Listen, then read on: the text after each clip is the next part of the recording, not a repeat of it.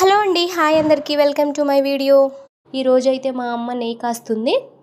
రోజు పెరుగు మీద మీగడ తీసి స్టోర్ చేస్తుంది మా నానమ్మ. 10 డేస్కి ఒకసారి ఆ మీగడని నెయ్యి చేస్తుంది. ఫస్ట్ గిన్నెలో మీగడేసి వాటర్ పోసి కవ్వంతో చిలుకుతుంది. కొంతమంది మిక్సీలో చేస్తారు, కానీ మా అమ్మ ఇలా గిన్నెలోనే కవ్వంతో చిలుకుతూ ఉంటుంది. ఆ త్రయాక్ష చూడండి, అమ్మమ్మ ఏం చేస్తుందా అని వచ్చి చూస్తున్నాడు. ఇక్కడ వెన్న అయితే రెడీ అయిపోయింది. ఒక గగిన్నెలోకి అయితే తీసుకుంటుంది.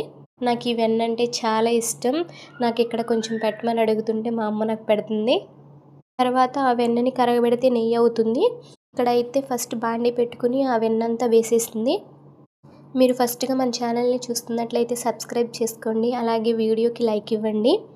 మనకి నెయ్యి మంచిగా స్మెల్ రావాలంటే 2 కరివేపాకు రెబ్బలు వేయండి, చాలా మంచి స్మెల్ వస్తుంది. ఇక్కడైతే నెయ్యి కాగిపోయింది, దాన్ని వడకట్టుకుంటుంది. వడకట్టుకున్న నెయ్యినైతే ఒక గ్లాస్ జార్లోకి అయితే పోస్తుంది. నెయ్యి అయితే 150 గ్రామ్స్ వచ్చిందండి. ఓకే, బా.